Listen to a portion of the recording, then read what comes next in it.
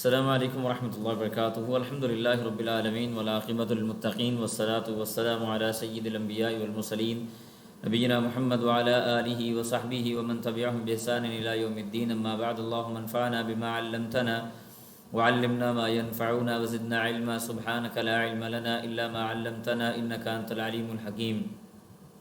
رب اشرح لي صدری ويسر لي امری واحلل عقدۃ من لسانی یفقهوا قولی۔ اللهم ربنا زدنا علما، اللهم ربنا زدنا علما، اللهم ربنا زدنا علما، آمین۔ Recording in مرحبا، progress. خوش آمدید۔ آج انشاءاللہ باذن اللہ ہم اللہ کی مدد توفیق کے ساتھ سورۃ صف، سورۃ الجمعہ، سورۃ منافقون اور سورۃ تغابن کی کچھ آیات کو تلاوت کر کے ان کے اندر آنے والی چیزوں کو سمجھنے کی کوشش کریں گے۔ اللہ سبحانہ و تعالی ہمارے دلوں کو اپنے قرآن کے لیے کھولے اور زیادہ سے زیادہ ہمیں اللہ تعالیٰ اس قرآن مجید کے قریب ہونے کی توفیق عطا فرمائے۔ سورہ صف آیت نمبر 14 آیات پر مشتمل صورت ہے۔ یہ مدنی صورت ہے۔ صورت کا نام اسی صورت کی آیت نمبر 4 سے رکھا گیا۔ یہ صورت بھی مسبحات میں شامل ہے، اور آپ کو میں نے بتایا تھا کہ مسبحات ان صورتوں کو کہا جاتا ہے جن کا آغاز اللہ سبحانہ و تعالیٰ کی تسبیح سے ہو رہا ہو، سبحہ سے ہو رہا ہو، یسبحو سے ہو رہا ہو، تسبحو سے ہو رہا ہو، کسی بھی تسبیح سے اگر آغاز ہو رہا ہو تو ان کو مسبحات کہا جاتا ہے۔ اس صورت کا بنیادی موضوع دعوت نصرت جہاد ہے، انصار اللہ بننے کا حکم ہے، یہود و نصارہ کی طرح رسول اللہ صلی اللہ علیہ وسلم کی نافرمانی نہ کرنے کی تنبیہ، غلبہ اسلام کی بشارت، دنیاوی اور اخروی فتح کے لیے 4 شرطیں اللہ سبحانہ و تعالیٰ نے اس سورہ مبارکہ کے اندر درج فرمائی ہیں۔ تو آغاز کرتے ہیں۔ اعوذ باللہ من الشیطان الرجیم، بسم اللہ الرحمن الرحیم۔ قال اللہ تبارک و تعالی فی محکم تنزیلی، سبح للہ ما فی السماوات وما فی الارض وهو العزیز الحکیم۔ سبح تسبیح بیان کرتی ہے، للہ اللہ سبحانہ و تعالی کی، ما فی السماوات جو کچھ آسمانوں میں ہے، وما فی الارض اور جو کچھ زمینوں میں ہے، وهو العزیز الحکیم اور وہ غالب بھی ہے اور حکمت والا بھی ہے۔ اس کا ترجمہ، تفسیر، توضیح، تشریح یہ ہم پہلی صورتوں میں کر چکے ہیں۔ اس کے بعد آگے اللہ سبحانہ و تعالیٰ نے 2 آیات کے اندر بڑا ایک دعوتی عمل میں جو کام کرنے والے لوگ ہیں، دعوتی میدان کے اندر کام کرنے والے لوگ ہیں، ان کے لیے یا ہر اس آدمی کے لیے ایک ایک قانون رکھا ہے کہ جو لوگوں کو تو بڑی پند و نصائح کرتے ہیں، بڑی تبلیغ کرتے ہیں، لیکن اپنے آپ کو وہ اس عمل سے خالی رکھتے ہیں۔ اللہ فرماتے ہیں، یا ایھا الذین، اے لوگو، آمنو جو ایمان لائے ہو، لیما تقولون تم کیوں کہتے ہو، ما لا تفعلون جو تم خود نہیں کرتے، لیما تقولون تم کیوں کہتے ہو، ما جو لا تفعلون تم نہیں کرتے، یعنی تم دین اسلام کی بڑی تبلیغ کرتے ہو، لوگوں کو وعظ و نصیحت کا حکم دیتے ہو، اور خود تمہاری حالت یہ ہے کہ تم ان چیزوں کے اوپر عمل نہیں کرتے۔ پھر آگے اللہ فرماتے ہیں، کبرا بہت ہی بڑا، مقتن بری بات ہے، کبرا بڑی، مقتن بری بات ہے، عند اللہ اللہ کے ہاں، ان تقولوا کہ تم وہ کہو، ما لا تفعلون جو تم نہیں کرتے۔ یہاں پہ 2-3 چیزیں میں ضروری تو ہے کہ آپ کے سامنے رکھوں اور آپ کو سمجھانے کی کوشش بھی کروں۔ دیکھیں 2 چیزیں ہیں۔ نمبر 1 یہ ہے کہ اگر انسان یہ سوچے، اور یہ بعض اوقات شیطان کا بہت بڑا وار میرے اوپر سے مراد یہ کہ انسان کے اوپر یہ بہت بڑا وار ہوتا ہے کہ شیطان انسان کے پاس آ کے یہ بات کرتا ہے کہ تمہیں تبلیغ کرنے کا کوئی حق نہیں کیونکہ تم عمل سے خالی ہو۔ لہٰذا یہ انسان آہستہ آہستہ شیطان کے اس وسوسے کا شکار ہو کے دین اسلام کی تبلیغ چھوڑ دیتا ہے، یا اچھائی کرنے کی، اچھائی کا حکم دینے یا برائی سے روکنے کی جو تبلیغ ہے اس کو چھوڑ دیتا ہے، کیونکہ وہ بار بار شیطان اس کو یہ وسوسہ ڈالتا ہے، لم تقولون ما لا تفعلون، کبر مقتا عند اللہ ان تقولوا ما لا تفعلون، تم خود تو عمل کرتے نہیں، لوگوں کو بتانے کے لیے بیٹھے ہو، تم تو اچھے آدمی نہیں ہو، اور یہ تو بڑی بری بات ہے اللہ کے ہاں جو تم کر رہے ہو کہ تم کرتے، لوگوں کو کہتے اور خود نہیں کرتے۔ دیکھیں اس میں کوئی شک نہیں کہ یہ انتہائی غیر مناسب عمل ہے، اور یہود و نصارہ کی یہ روش تھی کہ وہ لوگوں کو تو تبلیغ کرتے تھے لیکن خود ان کے علماء، ان کے پڑھے لکھے لوگ ان باتوں کے اوپر عمل نہیں کرتے تھے جو وہ لوگوں کو بیان کرتے تھے۔ اس میں کوئی دو رائے نہیں کہ یہ ایک بری بات ہے، یہ ایک اچھی بات نہیں ہے، لیکن اس وسوسے کے اندر داخل ہو کے تبلیغ روک دینا اور لوگوں کو اچھی بات کا حکم نہ دینا اور ان کو برائی سے منع نہ کرنا، یہ بھی غیر مناسب ہے۔ دیکھیں بعض اوقات یہ جو تبلیغ ہوتی ہے نا، مثلا مثال کے طور پہ میں اگر کسی کو کوئی بات کہہ رہا ہوں اور میں خود اس پہ عمل نہیں کرتا، تو یہ میرا تبلیغ کرنا مجھے پنچ کرے گا وقتاً فوقتاً کہ جناب حضرت صاحب نصر اللہ صاحب آپ لوگوں کو منع کرتے ہیں اور خود آپ عمل نہیں کرتے، آپ لوگوں کو حکم دیتے ہیں، آپ لوگ خود عمل نہیں کرتے، کسی بھی اعتبار سے امر بالمعروف ہو یا نہی عن المنکر ہو، تو آپ کیوں یہ بات کر رہے ہیں؟ یہ میرا لوگوں کو تبلیغ کرنا گویا میرے نفس کی اصلاح بھی ہے۔ کبھی نہ کبھی ایک وقت ایسا آئے گا کہ میں وہ کام چھوڑ دوں گا جو میں لوگوں کو تبلیغ کرتا ہوں اور میں خود اس کے اوپر عمل درآمد نہیں کرتا، میں وہ کام ختم کر دوں گا کہ میں اب یہ میری جو تبلیغ ہے وہ بنیادی طور پہ صرف لوگوں کے کام نہیں آئے گی بلکہ میری اپنی ذات کے اوپر بھی فائدہ مند ہوگی۔ اس لیے اس وسوسے سے بھی اپنے آپ کو بچانا چاہیے۔ پہلے تو کوشش کرنی چاہیے کہ آپ جو بھی علم حاصل کر رہے ہیں اس کے مطابق عمل کریں، نمبر 1 اس کی تبلیغ کریں، اور نمبر 2 اگر کوئی ایسی چیز آپ کے اندر پائی جاتی ہے جو آپ لوگوں کو بتاتے ہیں اور خود عمل نہیں کرتے تو اپنے آپ کو اس سے بچانے کی کوشش کریں۔ اس کے بعد اللہ فرماتے ہیں ان اللہ بے شک اللہ سبحانہ و تعالی یحب وہ پسند کرتا ہے الذین ان لوگوں کو یقاتلون جو جہاد فی سبیل اللہ کرتے ہیں، فی سبیلہ ہی اس کے راستے میں، یقاتلون یعنی وہ جہاد کرتے ہیں، فی سبیلہ ہی اس کے راستے میں۔ اس آیت اور پچھلی آیتوں کے تھوڑے درمیان ایک ربط یہ بھی ہے کہ جب مکہ مکرمہ کے اندر مسلمان موجود تھے تو مسلمانوں کے اوپر بڑی ظلم و زیادتی ہوتی رہی، آپ جانتے ہیں۔ میں سمجھتا ہوں کہ تاریخ کے اندر اس سے بڑھ کر مذہبی دہشت گردی اور کوئی نہیں ہے جو صحابہ کرام رضوان اللہ علیہم اجمعین کے اوپر ظلم و تشدد مکی دور کے اندر ہوا۔ تو بعض صحابہ کرام کہنے لگے جوش جہاد کے اندر کہ اللہ تعالیٰ ہمیں کیوں حکم نہیں دے رہا کہ ہم ان کے خلاف کھڑے ہو جائیں، برسر پیکار ہو جائیں اور لڑائی کریں، جہاد کریں۔ اللہ نے فرمایا تھوڑا صبر کرو، رک جاؤ، کہیں ایسے نہ ہو کہ جب جہاد تمہارے اوپر فرض کر دیا جائے تو تم میں سے بعض لوگ اس کا انکار کریں یا بعض لوگ اس سے دور ہو جائیں۔ اور یہی ہوا کہ جب مدینہ منورہ کے اندر جا کے جہاد فرض ہوا تو بعض لوگ تھوڑا سا ڈر گئے، جو ذرا کمزور دل مسلمان تھے، لڑائی بڑائی کرنے والے نہیں تھے، ذرا دور رہنے والے تھے ان چیزوں سے، اور بعض لوگوں کو پریشانی بھی ہوئی۔ تو اللہ سبحانہ و تعالیٰ نے اس ضمن کے اندر بھی یہ باتیں ارشاد فرمائی ہیں، کیونکہ اس کے فوراً بعد آگے جہاد کی بات آ گئی۔ اللہ فرماتے ہیں ان اللہ بے شک اللہ سبحانہ و تعالیٰ یحب وہ پسند کرتا ہے الذین ان لوگوں کو یقاتلون جو جہاد کرتے ہیں فی سبیلہ اس کے راستے میں، صفاً ایک صف بنا کر، کأنہم گویا کہ وہ بنیان ایک دیوار ہے، مرصوص سیسا پلائی۔ سیسا پلائی دیوار کا مطلب یہ ہوتا ہے کہ ایسی مضبوط دیوار ہیں کہ ان کو درمیان سے کراس کر کے کوئی بندہ پیچھے نہیں جا سکتا۔ تو مسلمانوں کے اس جہاد کے اندر اللہ سبحانہ و تعالیٰ نے یہ بات ارشاد فرمائی ہے کہ صفیں ایسی مضبوط انہوں نے باندھی ہوتی ہیں کہ ان کو کراس کرنا ممکن نہیں ہوتا۔ صف در صف اور بڑی پلاننگ کے ساتھ، بڑے جذبے کے ساتھ، بڑے شوق کے ساتھ وہ اللہ سبحانہ و تعالیٰ کے راستے میں کھڑے ہوتے ہیں۔ اگر تو وہ شہید ہو جائیں تو اللہ سبحانہ و تعالیٰ کی نعمتوں والی جنتوں کے مہمان ٹھہر جاتے ہیں، اور اگر وہ غازی ہو جائیں تو اللہ سبحانہ و تعالیٰ کی طرف سے مال غنیمت کی صورت میں ان کو کوئی نہ کوئی انعام و اکرام سے ضرور بضرور نواز دیا جاتا ہے۔ تو یہ فرمایا۔ اس کے بعد اللہ کہتے ہیں وَإِذْ قَالَ اور جب کہا موسیٰ علیہ السلام نے لِقَوْمِهِ اپنی قوم سے، یا قومی اے میری قوم، لِمَ تُؤْذُونَنِی تم مجھ کو تکلیف کیوں پہنچاتے ہو، تم مجھے پریشان کیوں کرتے ہو، وَقَدْ تَعْلَمُونَ اور تحقیق تم جانتے ہو، انی کہ بے شک میں رسول اللہ اللہ کا رسول ہوں، علیکم تمہاری طرف، اے میری قوم تم مجھے کیوں تنگ کرتے ہو۔ اب دیکھیں موسیٰ علیہ السلام کو بنی اسرائیل نے کتنا تنگ کیا ہے۔ پہلے انبیاء کے ساتھ بھی زیادتیاں ہوئیں، پہلے انبیاء کو بھی قتل کیا گیا، ان کے ساتھ بھی مسئلے مسائل ہوئے، لیکن موسیٰ علیہ السلام کی قوم نے جو موسیٰ علیہ السلام کے ساتھ حال کیا اس کی بھی کوئی مثال نہیں ملتی۔ دیکھیں اللہ سبحانہ و تعالیٰ نے فرعون سے نجات دی اور اللہ کے ساتھ شرک کرنا شروع کر دیا۔ اللہ سبحانہ و تعالیٰ نے کہا کہ میں فلاں جگہ تمہیں دیتا ہوں، یہ پرومسڈ لینڈ ہے، چلے جاؤ۔ کہنے لگے کہ اذهب انت وربك فقاتلا انا هاهنا قاعدون، ہم نہیں جا رہے، ہم تو یہیں پہ بیٹھے ہیں۔ پھر اللہ سبحانہ و تعالیٰ نے صحرا میں چھوڑ دیا اور فرمایا وَظَلَّلْنَا عَلَيْكُمُ الْغَمَامَ وَأَنزَلْنَا عَلَيْكُمُ الْمَنَّ وَالسَّلْوَىٰ، ایک پورے کا پورا بادل تمہاری خدمت میں لگا دیا اور من و سلوہ تمہیں دے دیا، لیکن من و سلوہ کو چھوڑ کے کہنے لگے من بقلیہا وقصائیہا وفومیہا وعدسیہا وبصلیہا، ہمیں سبزیاں، دالیں اور نہ جانے کون کون سی چیزیں چاہیے۔ تو پھر اللہ سبحانہ و تعالیٰ نے کہا کہ بچڑے کو ایک گائے ذبح کرو، آگے سے سوال جواب شروع کر دیے، آرگومنٹ شروع کر دیے، کیسی ہو، ویسی ہو، ویسی ہو، اونچی ہو، نیچی ہو، اس کے اوصاف بیان کرو، پریشان کرنا۔ تو موسیٰ علیہ السلام کو جو بنی اسرائیل نے تنگ کیا اس کی مثال تاریخ میں نہیں ہے۔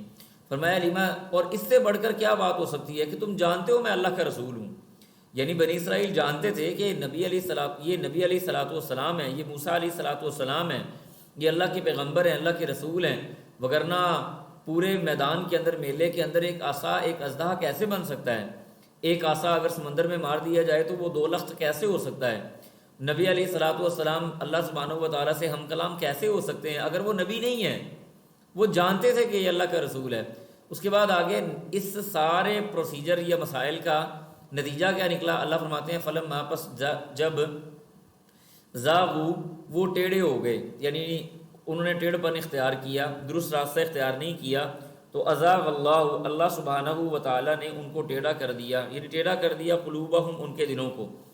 جب انہوں نے بھی ٹیڑھے پن کا راستہ اختیار کیا تو اللہ نے بھی ان کے دلوں کو ٹیڑھا کر دیا۔ اور آپ جانتے ہیں پھر اللہ سبحانہ و تعالیٰ نے کیا کیا ان کے ساتھ؟ بندر کی شکل بھی ان کو دے دی، اور ان کے اوپر جناب آپ نے سورۃ الاعراف کے اندر پڑھا بھی ہے کہ کون کون سے عذاب ان کے اوپر آئے۔ ٹڈیوں کا عذاب آیا، مینڈکوں کا عذاب آیا، خون کا عذاب آیا، اور ان کے اوپر نہ جانے کس کس طرح کے اللہ سبحانہ و تعالیٰ نے عذاب نازل فرمایا کہ اچھا اس میں ایک اور نقطہ بھی ہمیں سمجھ آتا ہے کہ وہ آدمی جو اللہ سبحانہ و تعالیٰ کے راستے سے سائڈ پہ ہونے کی کوشش کرتا ہے، اللہ اس کو سائڈ پہ کر دیتے ہیں۔ فلما زاغوا ازاغ اللہ قلوبہم، اگر آپ اللہ سے بدظن ہوں گے تو اللہ آپ کو اپنی ذات سے بدظن فرما دے گا۔ اگر آپ اللہ سے مایوس ہوں گے، اللہ سبحانہ و تعالیٰ آپ کو اپنے آپ سے مایوس کر دے گا۔ آپ اللہ سبحانہ و تعالیٰ کا ذکر چھوڑیں گے، اللہ سبحانہ و تعالیٰ آپ کا ذکر لوگوں سے چھڑوا دے گا، ایون کہ اللہ تعالیٰ آپ کو آپ کی ذات پر بھی بھلوا دے گا، آپ کو اپنا آپ بھی یاد نہیں دے گا کہ میں کیا ہوں، میں نے اپنا خیال رکھنا ہے کہ نہیں رکھنا۔ جو اللہ کو چھوڑتا ہے اللہ اس کو چھوڑ دیتے ہیں۔ اس کے بعد فرمایا واللہ، اور اللہ سبحانہ و تعالیٰ لا یہدی، وہ نہیں ہدایت دیتا، القوم الفاسقین، ایسی قوم کو جو فسق و فجور کرنے والی ہے۔ اس کے بعد عیسیٰ علیہ الصلوۃ والسلام کا تذکرہ آیا، فرمایا وَإِذْ قَالَ، اور جب کہا عیسیٰ علیہ السلام نے، عیسیٰ بن مریم نے، یا بنی اسرائیل، اے بنی اسرائیل، انی رسول اللہ، بے شک میں اللہ کا رسول ہوں، الیکم، تمہاری طرف، مصدقاً، تصدیق کرنے والا ہوں، لما، اس چیز کی، بین یدیہ، جو مجھ سے پہلے ہے، من التوراۃ، تورات کے اندر۔ اب تورات کے اندر 2 چیزیں تھیں، ایک 2 چیزیں ہو سکتی ہیں، ایک تو یہ کہ عیسیٰ علیہ الصلوۃ والسلام تورات کے احکامات کی تصدیق کرنے والے تھے، کہ انہوں نے تورات کو جھٹلایا نہیں، اس کی تکذیب نہیں کی، اس کو ختم نہیں کیا، بلکہ اس کے احکامات کی تصدیق کی۔ اسی طرح تورات کے اندر رسول اللہ صلی اللہ علیہ وسلم کے آنے کی بشارتیں موجود تھیں، ان بشارتوں کی بھی تصدیق فرمائی، جیسے فرمایا کہ من بین یدیہ من التوراۃ، ہم مجھ سے پہلے جو تورات ہے میں اس کی تصدیق کرنے والا ہوں، ومبشراً، اور میں خوشخبری دینے والا ہوں، برسول، رسول کی، یاتی، وہ آئے گا، من بعدی، میرے بعد، اسمہ، اس کا نام، احمد ہوگا۔ میں نے شاید آپ سے پہلے بھی ذکر کیا ہے، میرے پاس کتاب مقدس پڑھی ہے، میں نے کوئی ریسرچ پیپر لکھنا تھا تو اس کے لیے مجھے وہ کتاب مقدس چاہیے تھی۔ یقین کریں گے کہ باوجود انجیل کے اندر تحریف کے، تورات کے اندر تحریف کے باوجود، اولڈ ٹیسٹیمنٹ، نیو ٹیسٹیمنٹ، عہد نامہ قدیم اور عہد نامہ جدید، ان کے اندر پوری کی پوری تبدیلی کرنے کے باوجود رسول اللہ صلی اللہ علیہ وآلہ وسلم کی آمد کی خبریں ابھی تک ان کتابوں کے اندر موجود ہیں۔ یعنی باوجود اس کے کہ یہود و نصارہ نے پوری کوشش کی ہے کہ ہر چیز اس میں سے نکال دی جائے، اس کے باوجود تحریف شدہ تورات کے اندر، کتاب مقدس کے اندر جو آج ہمارے ہاتھوں میں ہے، اس کے اندر نبی علیہ الصلوۃ والسلام کے آنے کی نشانیاں اور آپ علیہ الصلوۃ والسلام کے اوصاف ان کتابوں کے اندر موجود ہیں۔ اس کے بعد اللہ فرماتے ہیں فلما، پس جب جاءہم، وہ آئے ان کے پاس، بالبینات، واضح نشانیاں لے کے، قالوا، تو کہنے لگے، ھذا، یہ، سحر مبین، بڑا ہی واضح جادو ہے۔ یعنی عیسیٰ علیہ السلام کے بارے میں ایک طرح سے بات ہو رہی ہے کہ عیسیٰ علیہ السلام جب آئے اور انہوں نے آ کے جب اپنے معجزات دکھائے کہ وہ کسی بیمار کو ہاتھ لگاتے ہیں وہ شفا یاب ہو جاتا ہے، کسی اندھے کی آنکھ پہ ہاتھ لگاتے ہیں وہ آنکھیں دیکھنے والی ہو جاتی ہیں، مردے کو ہاتھ لگاتے ہیں وہ زندہ ہو جاتا ہے اللہ سبحانہ و تعالیٰ کی اجازت کے ساتھ، تو انہوں نے ان ساری باتوں کو، ان ساری نشانیوں کو، ان سارے معجزوں کو، ان سارے دلائل اور براہین کو کہنا یہ شروع کر دیا کہ یہ ھذا سحر مبین، یہ تو واضح جادو ہے۔ پھر آگے اللہ فرماتے ہیں ومن اظلم، اور کون ہے بڑا ظالم، ممن، اس سے، افترا، جس نے باندھا اللہ، اللہ پر، الکذب، جھوٹ، وہو یدعا، اور وہ پکارا جا رہا ہے، الی الاسلام، اسلام کی طرف، وہو یدعا الی الاسلام، وہ اسلام کی طرف پکارا جا رہا ہے۔ ایسا آدمی جو اللہ پہ جھوٹ باندھے، اس سے بڑھ کر جھوٹا یعنی ظالم آدمی کون ہوگا؟ کہ اس کو اسلام کی طرف پکارا جا رہا ہے اور وہ اللہ سبحانہ و تعالیٰ کی تکذیب کر رہا ہے۔ واللہ، اللہ سبحانہ و تعالیٰ لا یہدی، وہ نہیں ہدایت دیتا القوم الظالمین، ظلم کرنے والی قوم کو۔ پھر آگے اللہ نے ان کی ایک اوصاف میں سے صفت بیان فرمائی یہود و نصارہ کی، فرمایا یریدون، وہ چاہتے ہیں، لیطفئوا، تاکہ وہ بجھا دیں، نور اللہ، اللہ کے نور کو، بافواہہم، اپنے منہوں کے ساتھ، یعنی پھونکوں کے ساتھ وہ یہ جو چراغ ہے نبوت کا چراغ، اس کو بجھا دیں۔ ان کا ارادہ یہ ہے کہ وہ اس نور کو ختم کر دیں کسی بھی طرح سے، کسی بھی طرح سے، ذات کے اعتبار سے یا صفات کے اعتبار سے۔ اس کے بعد اللہ فرماتے ہیں واللہ، اور اللہ سبحانہ و تعالیٰ، متم، وہ پورا کرنے والا ہے یا پورا کرے گا، نوری ہی، اپنے نور کو، ولو، اور اگرچہ، کریہا، ناپسند جانے، الکافرون، کافر لوگ۔ یاد رکھیں کہ دین اسلام کے آمد کا مقصد یہ نہیں تھا جو ہم نے سمجھا ہے کہ دین اسلام کی آمد کا صرف اتنا ہی مقصد تھا کہ میں 5 نمازیں پڑھ لوں، مہینے کے روزے رکھ لوں، سال کا ایک بار حج کر لوں، زکوٰۃ پیسے ہیں تو فرض ہے تو ادا کر دی، اور الحمدللہ میں نے جی دین اسلام کا حق ادا کر دیا۔ یہ دین اسلام کے آنے کا مقصد نہیں تھا۔ دین اسلام کا مقصد تھا غلبہ اسلام، اس اسلام کا غلبہ ہو جائے، یہ دین باقی ادیان کے اوپر غالب آ جائے۔ اور یہی اس کی بہت بڑی مثال ہمارے سامنے موجود ہے کہ نبی علیہ الصلوۃ والسلام نے صرف 23 سال کے عرصے کے اندر، یعنی 13 سالہ مکی دور ہے، 10 سالہ مدنی دور ہے، اس 23 سال کے اندر پوری اس تاریخ کو تبدیل کر کے رکھ دیا جس کے بارے میں گمان بھی نہیں ہو سکتا تھا کہ اس کو اتنی تیزی کے ساتھ کوئی ذات تبدیل کر سکتی ہے۔ یہ اللہ کا کرم تھا، اور اس بات کی واضح دلیل تھی۔ پھر عمر رضی اللہ تعالیٰ عنہ کے دور کے اندر آپ دیکھتے ہیں کہ 22 لاکھ مربع میل اسلامی ریاست ہے، اسلامک اسٹیٹ 22 لاکھ مربع میل پہ چلی گئی ہے۔ اس کو بھی چھوڑیں، اس سے بھی آگے نکل جائیں، حضرت امیر معاویہ رضی اللہ تعالیٰ عنہ کے دور کے اندر 67 لاکھ مربع میل اسلامی ریاست تھی، یعنی اگر دیکھا جائے تو آدھی دنیا سے زیادہ زمین کے اوپر اگر غلبہ تھا تو وہ ایک ہی مذہب کا تھا، وہ دین اسلام کا تھا۔ اور اسلام کوئی ایسا جبر والا، سختی والا دین نہیں ہے۔ اور میں آپ کو ایک اور مزے کی بات بتاؤں، یہ دین اسلام ایسا شاندار، مزیدار اور خوبصورت اور آئیڈیل دین ہے کہ اگر آپ اس دین کو بغیر چھیڑے مارکیٹ میں ایسے رکھ دیں تو یہ خود بخود پھیل جائے گا۔ اس کے لیے لابیز استعمال ہوتی ہیں، اس کو دہشت گرد دکھانے کے لیے، اس کے لیے ایسے عجیب و غریب فلاسفی استعمال ہوتی ہے کہ اس کا اصلی چہرہ لوگوں کے سامنے نہ آئے۔ کیا گمان کرتے ہیں آپ ایسے دین کے بارے میں جو آپس میں ملنے پر لوگوں کو امن، شانتی، سلامتی کا درس دے رہا ہو؟ کیا گمان کرتے ہیں آپ ایسے دین کے لیے؟ اور دنیا کے کسی مذہب کے اندر یہ چیز موجود نہیں ہے کہ جانوروں کے حقوق دیے گئے ہوں۔ جانور چھوڑیں، وہ تو زندہ و جاوید چیز ہیں، جانور چھوڑیں۔ یہ دین اسلام وہ واحد دین ہے جس کے اندر راستوں کے حقوق بھی اللہ سبحانہ و تعالیٰ کے رسول صلی اللہ علیہ وسلم نے محفوظ فرمایا اور تو طریقہ حق کا ہو، راستے کو اس کا حق دیا کرو۔ صحابہ نے پوچھا اللہ کے رسول راستے کا حق کیا ہے؟ فرمایا راستے چھوڑ کے سائڈوں پہ بیٹھا کرو، راستوں کے درمیان نہ بیٹھا کرو، لوگوں کو گزرنے میں تنگی ہوتی ہے۔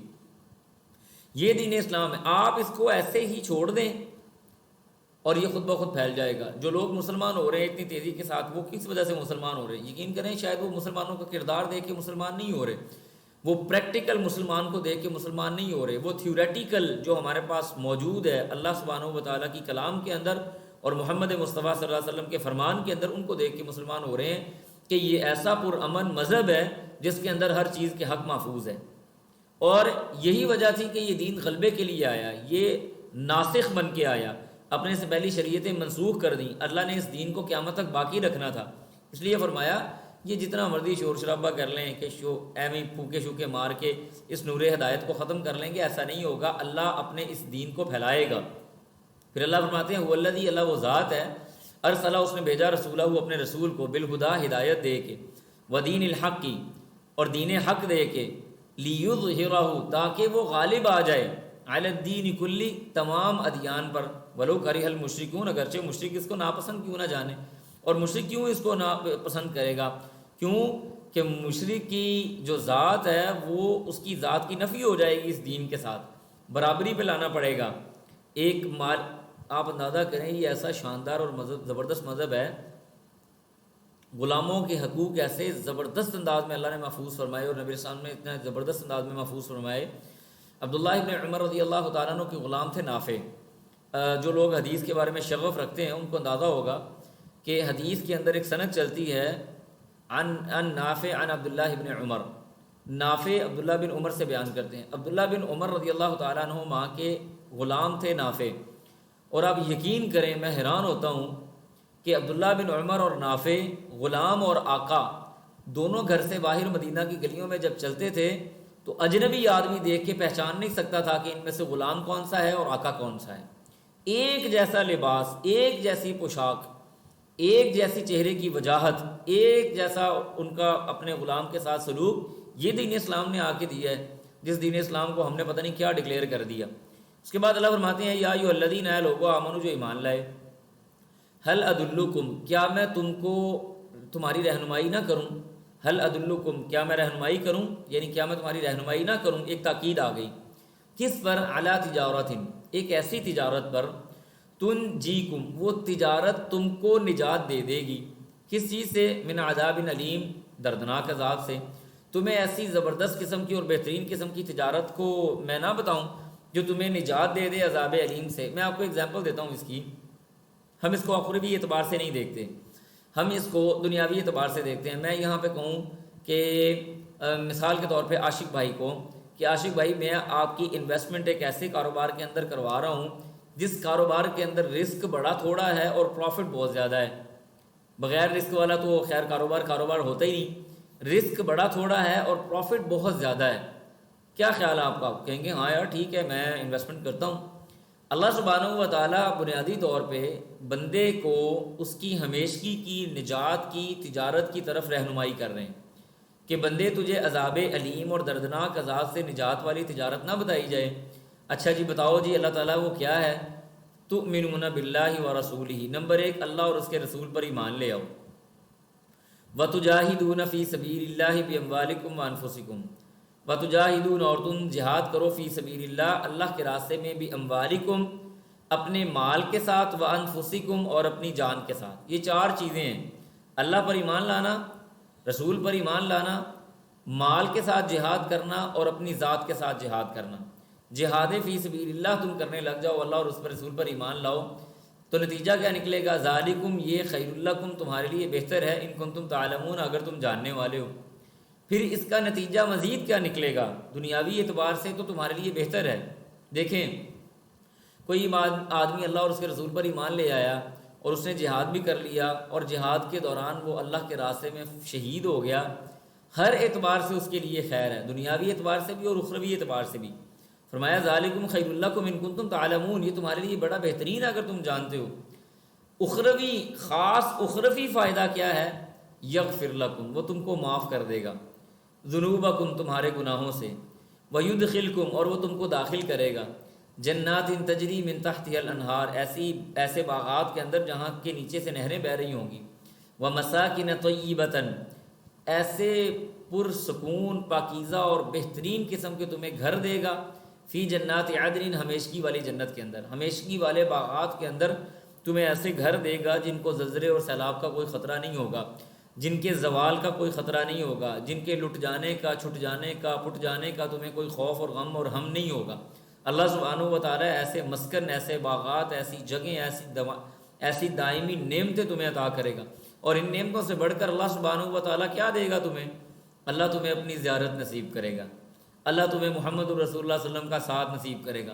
دیکھنے کو دل کیا اللہ کے رسول فردوس بری پہ ہیں، نبی علیہ الصلوۃ والسلام مقام محمود پہ ہیں، اللہ سے خواہش کی اللہ سبحانہ و تعالیٰ اٹھا کے مقام محمود پہ لے جائے گا اللہ کے رسول کی زیارت کروانے کے لیے۔ یہ جنت کی خواہش ہے، مل سکتی ہے، صحابہ کے درمیان میں رہنے کا موقع ملے گا اعمال کے ساتھ۔ ومساکن طیبۃ فی جنات عدن ایسی نعمتیں تمہیں دے گا کہ تمہاری آنکھوں نے کبھی دیکھی نہیں ہوں گی، تمہارے کانوں نے کبھی سنی نہیں ہوں گی، تمہارے دلوں نے کبھی خیال نہیں کیا ہوگا، تصور نہیں کیا ہوگا۔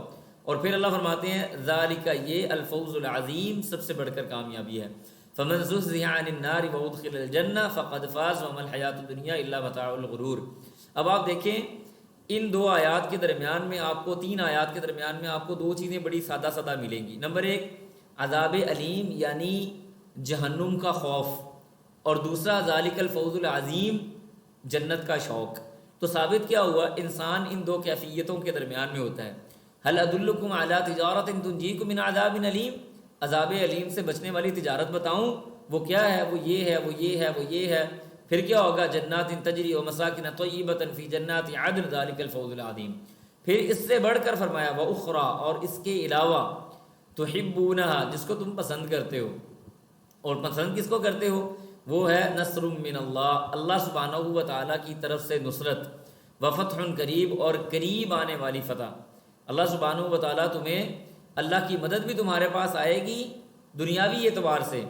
اگر انسان اللہ پر ایمان لائے، اس کے رسول پر ایمان لائے، جہاد فی سبیل اللہ کرے، مال اور اپنی جان کے ساتھ اور اپنے آپ کو خالص کرتے ہوئے، بنیانی مرصوص بنتے ہوئے اعلاء کلمت اللہ کے لیے، اللہ سبحانہ و تعالیٰ کے نام کو بلند کرنے کے لیے، اس کے دین کی فتح اور اس کے نصرت کے لیے، تو کیا ہوگا؟ نصر من اللہ، اللہ کی طرف سے مدد آئے گی، وفتح قریب، اور اللہ سبحانہ و تعالیٰ تمہیں ادیان پر غالب کر دے گا. واللہ یقین کریں آج ہمارے پاس ایٹمی بم بھی پڑا ہوا ہے، ہمارے پاس جدید قسم کی ٹیکنالوجی پڑی ہوئی ہے، ہمارے پاس جدید قسم کے اسلحہ موجود ہے. میں صرف یہ پاکستان کی بات نہیں کرتا، سارے اسلامی ممالک کا آپ حال دیکھیں، ہمارے پاس کون سی چیز کی کمی ہے. لیکن اس کے باوجود اپنے نہتے چند مسلمان بھائی فلسطین کے اندر اپنی آنکھوں کے سامنے مرتے دیکھتے ہیں، روزانہ شہید ہوتے دیکھتے ہیں، روزانہ بچوں کو گلتا سڑتا دیکھتے ہیں، روزانہ ان عورتوں کو لٹتے پٹتے دیکھتے ہیں جو ہمارے سامنے موجود ہیں، ہماری بہنیں، ہماری مائیں، ہمارے بچے ہیں، ہمارے بھائی ہیں، نوجوان ہیں. کیا کر کے بیٹھے ہوئے ہیں؟ ہاتھ پر ہاتھ دھرے منتظر فردا ہو، بیٹھے ہوئے ہیں. کیوں کہ نہ اللہ پر ایمان رہا، نہ رسول پر ایمان رہا، نہ جہاد فی سبیل اللہ کا شوق رہا، نہ مال خرچ کرنے کی توفیق آئی، نہ اپنی ذات کو اللہ کے راستے میں قربان کرنے کا خیال کبھی آیا. اور آپ اندازہ کریں، رسول اللہ علیہ وسلم نے فرمایا وہ آدمی جس کو کبھی زندگی میں خیال نہیں آیا کہ وہ اللہ کے راستے میں جہاد کرے اور جہاد فی سبیل اللہ کر کے شہادت فی سبیل اللہ پالے، ایسے آدمی کی موت کس کے اوپر ہے؟ نفاق کے اوپر ہے. وہ بندہ ایمان کی حالت پہ فوت نہیں ہوا، گویا کہ وہ نفاق کے اوپر فوت ہوا ہے، اس کو کبھی خیال ہی نہیں آیا اللہ کے راستے میں بات کرنے کا، کام کرنے کا. تو اللہ سبحانہ و تعالیٰ اس حوالے سے فرما رہے ہیں. اس کے بعد فرمایا یا ایھا الذین لوگو آمنو، جو ایمان لائے، کونو ہو جاؤ انصار اللہ، اللہ کے مددگار، اللہ کے مددگار بن جاؤ. اللہ کا مددگار کون ہوتا ہے؟ کونو انصار اللہ، اللہ کے مددگار بن جاؤ. کیسے؟ کما، جیسے قال، کہا، عیسیٰ علیہ السلام نے، یعنی عیسیٰ ابن مریم علیہ السلام نے کہا للحواریین، ساتھیوں سے. کیا کہا؟ من انصاری، کون ہے جو میرا مددگار ہوگا، اللہ، اللہ کی طرف. میرا مددگار کون ہے؟ اپنے ساتھیوں سے کہا کون ہے جو میری مدد کرے گا؟ قال الحواریون، تو ساتھیوں نے کہا، حواریوں نے کہا نحن انصار اللہ، ہم اللہ سبحانہ و تعالیٰ کے مددگار ہیں. فآمنت، بس ایمان لایا، طائفۃ، ایک گروہ، من بنی اسرائیل، بنی اسرائیل سے، وکفرت، اور انکار کر دیا، طائفۃ، ایک گروہ نے. یعنی کیا نتیجہ نکلا کہ جب عیسیٰ علیہ السلام نے صدا لگائی، اور بعض مفسرین نے یہ بات بھی لکھی ہوئی ہے کہ عیسیٰ علیہ السلام کے ساتھ سب سے زیادہ انجیل کی تبلیغ کرنے والے لوگ اور انجیل کو پھیلانے والے لوگ اور عیسائی مذہب کو پھیلانے والے لوگ وہ لوگ تھے جو کمزور اور ناتواں قسم کے لوگ تھے، جو مالدار نہیں تھے، نارمل سا ان کے پاس مال تھا، تھوڑا بہت اپنے پاس ان کے پاس چیزیں تھیں. اور یہ عام قسم کے لوگ تھے جنہوں نے اللہ سبحانہ و تعالیٰ کے اس وقت کے دین کی بڑی فتح اور نصرت کی. اور آپ شاید جانتے ہوں گے کہ 3 صدیاں تک عیسیٰ علیہ السلام کے دنیا سے جانے کے بعد، یعنی آسمان پر اٹھائے جانے کے بعد، دنیا سے جانے کے بعد مطلب فوت نہیں ہوئے، آسمان پر اٹھائے جانے کے بعد سے لے کر 3 صدیاں تک عیسائی مذہب بڑا تیزی کے ساتھ پھیلا. پھر یہودیوں نے، جو آج بھی ہمارے اوپر مسلط ہیں، یہودیوں نے بولس نام کا ایک آدمی تھا جس کو عیسائیت کا لبادہ اوڑھ کے یہ عقیدہ تثلیث ان کے اندر ڈال دیا، یعنی ان اللہ ثالث ثلاثہ، تینوں میں سے ایک اللہ ہے، یا جبریل ہے، یا یعنی روح القدس ہے، یا عیسیٰ ہے، یا اللہ ہے. تو اس نے یہ بات کر دی. پھر یہ عقیدہ تثلیث ان کے اندر آ گیا. یہاں سے آ کے عیسائیت کے اندر مسئلے مسائل پیدا ہو گئے، وگرنہ عیسائیت پہلی 3 صدیوں کے اندر بڑا پاکیزہ اور بڑا زبردست اپنے دور کا مذہب رہا. اس کے بعد اللہ فرماتے ہیں جب یعنی ایک جو گروہ تھا وہ ایمان لے آیا اور دوسرے گروہ نے انکار کر دیا، یہ اللہ سبحانہ و تعالیٰ کی سنت ہے اور ہوتا بھی اسی طرح سے ہے. پھر اللہ فرماتے ہیں فَأَيَّدْنَا، ہم نے مدد کی، الذین، ان لوگوں کی، آمنوا، جو ایمان لائے، علی عدوہم، ان کے مخالفوں کے مقابلے میں، فَأَصْبَحُوا، تو وہ ہو گئے، ظاہرین، غالب آنے والے. اصل میں کیا چیز ہے؟ بالکل سادہ سی بات ہے کہ غلبہ اسلام لوگوں کی قوت کے ساتھ یا لوگوں کی کثرت کے ساتھ نہیں ہے. آپ دیکھیں نبی علیہ الصلوۃ والسلام کے دور کے اندر غزوہ بدر میں 313 یا 315 لوگ ہیں، اور غزوہ حنین کے اندر کتنے ہیں؟ 10,000 کے قریب۔ 313,000 کے اوپر غالب آ رہے ہیں اور 10,000 ادھر ادھر بھاگ رہے ہیں۔ ثابت کیا ہوا کہ یہ فتح، یہ نصرت، یہ معاملات وغیرہ، یہ دین اسلام کے لیے کام کرنا، یہ جہاد کرنا، اللہ سبحانہ و تعالیٰ کو اس سارے معاملے کے اندر انسان کی کوشش پسند ہے۔ جو انسان کوشش کر کے آگے آتا ہے اللہ سبحانہ و تعالیٰ یہی آزماتا ہے، اس کے علاوہ اور کوئی آزمائش نہیں ہے۔ آگے سورۃ الجمعہ آ گئی۔ سورۃ الجمعہ کے اندر یہ 11 آیات پر مشتمل مدنی صورت ہے، یہ بھی مسبحات میں سے ہے۔ اس کے اندر تزکیہ نفس ہے، بعثت کا مقصد ہے، یہودیوں کے غرور علم اور نسب پر سخت تنقید ہے، اور وغیرہ وغیرہ اس قسم کی باتیں انشاءاللہ۔ تو اللہ فرماتے ہیں بسم اللہ الرحمن الرحیم، فرمایا یسبح، تسبیح بیان کرتی ہے، للہ اللہ کے لیے، ما فی السماواتی جو کچھ آسمانوں میں ہے، وما فی الارض اور جو کچھ زمینوں میں ہے، الملک اللہ بادشاہ ہے، القدوس اللہ پاکیزہ ہے، العزیز اللہ غالب ہے، الحکیم حکمت والا ہے۔ وہ اللہ وہ ذات ہے، بعث اس نے مبعوث کیا، فی الامیین ان پڑھ لوگوں کے اندر۔ ان پڑھ لوگوں سے مراد دیکھیں ہمارے ہاں امی کا مطلب کوئی عیب نہیں ہے، امی ہونا یا امی کا لفظ کوئی عیب نہیں ہے۔ ان پڑھ کا مطلب یہ ہوتا ہے سادہ سا کہ ایسا آدمی جو اوپر سے دیکھ کے لکھنا، اوپر سے دیکھ کے پڑھنا اور لکھنا نہ جانتا ہو۔ لیکن اس کا مطلب یہ نہیں کہ وہ کوئی جاہل ہے، اس کو دین کا نہیں پتہ، اس کو فلاں چیز کا علم نہیں ہے، وہ پتہ نہیں کیا چیز ہے، نہیں۔ وہ بندہ پڑھا لکھا ہے جس کو اتنا معلوم ہے کہ اللہ سبحانہ و تعالیٰ اس سے کیا مطلوب کر رہے ہیں۔ اگر کوئی آدمی ڈگریاں تو بہت زیادہ رکھتا ہے لیکن علم نام کی چیز نہیں، نماز اس کو پڑھنی نہیں آتی، جنازے کی اس کو دعائیں نہیں آتی، زکوٰۃ کے مسائل اس کو پتہ نہیں، حج اس کو کرنا نہیں آتا، صدقہ و خیرات کی اہمیت اس کو معلوم نہیں ہے، ڈگریاں اس نے پتہ نہیں 15-16 رکھی ہوئی ہیں، تو ایسا آدمی بنیادی طور پہ جاہل ہے، اس کو امی نہیں کہا جا سکتا۔ اور امی ہونا کوئی عیب نہیں ہے، اس کی بات جب بات ہوئی تھی تو اس کے اوپر کافی تشریح توضیح کر دی تھی۔ اللہ فرماتے ہیں اللہ وہ ذات ہے، اس نے بھیجا یا مبعوث کیا فی الامیین ان پڑھ لوگوں کے اندر، رسولاً ایک رسول۔ وہ رسول کون ہے؟ منہم جو انہی میں سے تھا، یتلو علیہم وہ تلاوت کرتے ہیں، علیہم ان پر، آیاتی ہی اس کی آیتیں، اللہ کی آیتیں ان پر تلاوت کرتے ہیں، ویزکیہم اور وہ ان کا تزکیہ کرتے ہیں، ویعلمہم اور وہ ان کو سکھلاتے ہیں، الکتاب کتاب، والحکمہ اور سنت، وَإِن كَانُوا اور وہ تھے، من قبل اس سے پہلے، لفی ضلال مبین البتہ واضح ترین جہالت کے اندر۔ دیکھیں یہاں پہ صرف میں ایک تزکیے کی بات کروں گا۔ میں نے ایک موٹیویشنل اسپیکر کو سنا، مجھے بڑی ہنسی بھی آئی اور یعنی میں تھوڑا پریشان بھی ہوا اس کی بات سن کے۔ موٹیویشنل اسپیکر آج کل آپ کو پتہ ہے تقریباً ایسے لوگوں کو ہی عام طور پہ کہا جاتا ہے جو دین اسلام پہ یا مولوی آدمی کے اوپر یا دین والے لوگوں کے اوپر تنقید کریں۔ ہم کہتے ہیں جی ماشاءاللہ یہ بڑا، یہ انقلاب امت کو لے کے نکلا ہے، یہ دنیا کے اندر انقلاب برپا کر دے گا، یہ خلافت کا نعرہ مار رہا ہے، یہ پتہ نہیں کیا ہوگا۔ دیکھیں یہ نا جذباتی نعرے ہیں۔ خلافت کوئی مطلب خالہ جی کا واڑا ہے یا کوئی شغل میلہ ہے کہ خلافت ایسے آپ نے آنکھ بند کر کے اٹھایا اور خلافت قائم ہو گئی؟ خلافت ایک پروسیجر ہے، اور مجھے حیرانگی ہوتی ہے ہمارے ایسے لوگوں پر جو فالو تو یورپ کو کرتے ہیں اور بات خلافت کی کرتے ہیں، دلائل دیتے ہیں کہ خلافت قائم ہونی چاہیے اور مثالیں دیتے ہیں یورپ کی۔ کیا نبی علیہ الصلوۃ والسلام کا دور یا صحابہ کرام رضوان اللہ علیہم اجمعین کا دور خلافت کے لیے کافی نہیں ہے اس کی مثالیں دینے کے لیے؟ تو ہم کنفیوز لوگ ہیں، ہمارے دماغوں کے اندر کچھ اور چل رہا ہوتا ہے اور زبانیں کچھ اور کہہ رہی ہوتی ہیں۔ تو ایسی صورت میں جب ہمیں کوئی چکنی چپٹی باتیں کرنے والا یا جذباتی باتیں کرنے والا بندہ سٹیج پہ مل جاتا ہے تو ہمیں لگتا ہے کہ پتہ نہیں ہمارا بہت بڑا مسیحا آ گیا۔ فرما رہے تھے موصوف کہ ویزکیم، یہ مولویوں نے کیا جی بنایا ہوا ہے، شغل میلہ مذاق بنایا ہوا ہے، لوگوں کو جہاد سے دور کر کے تزکیے کے اوپر لگا دیا اور یہ کر دیا اور وہ کر دیا۔ میں بڑا حیران ہوا سن کے کہ رسول اللہ صلی اللہ علیہ وسلم کی بعثت کا پہلا مقصد اللہ اور اس کے رسول پر ایمان لانے کے بعد تو تزکیہ ہی تھا۔ دیکھیں ہماری جو قوم ہے نا، ہم جو لوگ ہیں، ہم لوگ مزکی نہیں ہیں۔ ہم جب تک تزکیے والے نہیں ہوں گے جہاد کے لیے نکل ہی نہیں سکتے۔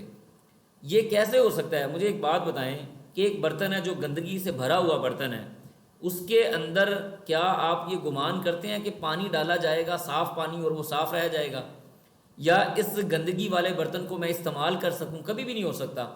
بنیادی طور پہ ہمارا جو معاشرہ یا ہم لوگ ہیں، ہم تزکیہ نفس سے عاری لوگ ہیں۔ ہمارا جب تک تزکیہ نہیں ہوگا، یہ دل ہمارا پاکیزہ نہیں ہوگا، جہاد کے لیے کیسے نکل جائیں گے؟ یہ تو جذباتی باتیں ہیں۔ یہاں پہ ایک بندے کو موقع ملے وہ 5 منٹ میں کرپشن کر کے سائڈ پہ نکل جائے گا، اپنے پاس آنے والے کسٹمر کو دغا دے گا، اس کو تکلیف دے گا، اس کے ساتھ 2 نمبری کرے گا، جھوٹی قسم کھا کے مال بیچے گا، چھوٹے سے لے کے بڑے تک ہر بندہ یہ کام خراب کر کے بیٹھا ہے، اور ہمیں لگتا ہے کہ ہم جہاد کے لیے نکل جائیں گے اٹھ کے. یہ کوئی مطلب مذاق ہے؟ تزکیہ جب تک نبی علیہ الصلوۃ والسلام نے 13 سالہ مکی دور کے اندر کیا جہاد کا حکم نہیں دے سکتا تھا اللہ سبحانہ و تعالیٰ؟ اور ہمیں کیا لگتا ہے کہ کیا مسلمان وہ نہتے مسلمان جو گرم زمینوں کے اوپر لٹائے جاتے تھے، جن کو مارا جاتا تھا، وہ اپنا بدلہ لینے پہ قادر نہیں تھے، یا وہ لڑ نہیں سکتے تھے؟ مر تو پہلے ہی رہے تھے، تھوڑا سا جہاد کے اندر جا کے فوت ہو جاتے، شہید ہو جاتے، تو اور کیا چاہیے تھا؟ نبی علیہ الصلوۃ والسلام نے اللہ سبحانہ و تعالیٰ نے جہاد کا حکم 13 سال نہیں دیا. کیوں نہیں دیا؟ تزکیے کا دور ہے. وَيُزَكِّيهِمْ، یہ تزکیے کا دور ہے. جو امت، جو لوگ، جو سوسائٹی، جو معاشرہ مزکی ہو جائے گا، اس کو جہاد کا حکم دینے کی ضرورت نہیں پیش آئے گی. وہ خود اللہ سبحانہ و تعالیٰ کا جہاد علم اٹھائیں گے اور نکل جائیں گے دین کے اوپر کام کرنے کے لیے. اور آپ کہتے ہیں جی مولویوں نے تزکیے پہ لگایا. آپ کو تزکیے کا مطلب ہی نہیں پتہ حضرت. تزکیہ کس کو کہتے ہیں؟ تزکیہ اس ایمانداری کا نام ہے، اس ایسے تقوی کا نام ہے کہ جو مجھے تنہائی میں اللہ سبحانہ و تعالیٰ کا خوف اور اس کی موجودگی کا احساس دلاتا ہے. یہ تزکیہ ہے. تزکیہ یہ ہے کہ اختیارات کے باوجود میں اپنے آپ کو کنٹرول میں رکھوں، میں اپنے اختیارات کا ناجائز استعمال نہ کروں. یہ تزکیہ ہے. ہم پتہ نہیں تزکیے کو کیا سمجھ کے بیٹھے ہوئے ہیں. بہرحال معذرت کے ساتھ میں تھوڑا اس معاملے میں جذباتی ہوں، اس وجہ سے میں اس طرح کی بات کر لیتا ہوں. اس کے بعد اللہ فرماتے ہیں وَإِنْ كَانُوا مِنْ قَبْلُ لَفِي ضَلَالٍ مُبِينٍ، اور وہ اس سے پہلے واضح ترین گمراہی کے اندر تھے. وَآخَرِينَ، اور دوسرے لوگ، منہم، ان میں سے، لما، جب، يلحقوا، وہ ملے، بہم، ان کے ساتھ، وَهُوَ الْعَزِيزُ الْحَكِيمُ، اور اللہ وہ غالب ہے اور حکمت والا بھی ہے. پھر آگے اللہ فرماتے ہیں ذَلِكَ، یہ فضل اللہ، اللہ کا فضل ہے، يُؤْتِيهِ، وہ دیتا ہے اس کو، مَن يَشَاء، جس کو وہ چاہتا ہے. اللہ اپنا فضل جس پہ چاہے وہ کر دیتا ہے. یعنی نبوت کا فضل اللہ جس پہ چاہے کر دے، عالم دین کا فضل اللہ جس پہ چاہے کر دے، اور ہر عام بندے کے ساتھ یہ معاملہ نہیں ہے. اس کے بعد واللہ، اور اللہ سبحانہ و تعالیٰ، ذو الفضل العظیم، وہ بہت زیادہ فضل والا ہے. پھر آگے اللہ تعالیٰ نے یہودیوں کے گھمنڈ کے بخیے اکھیڑ دیے.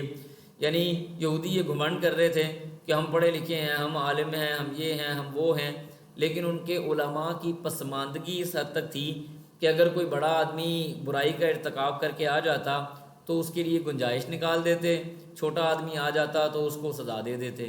اور اللہ کی قسم یہی کام ہمارے یہاں ہو رہا ہے.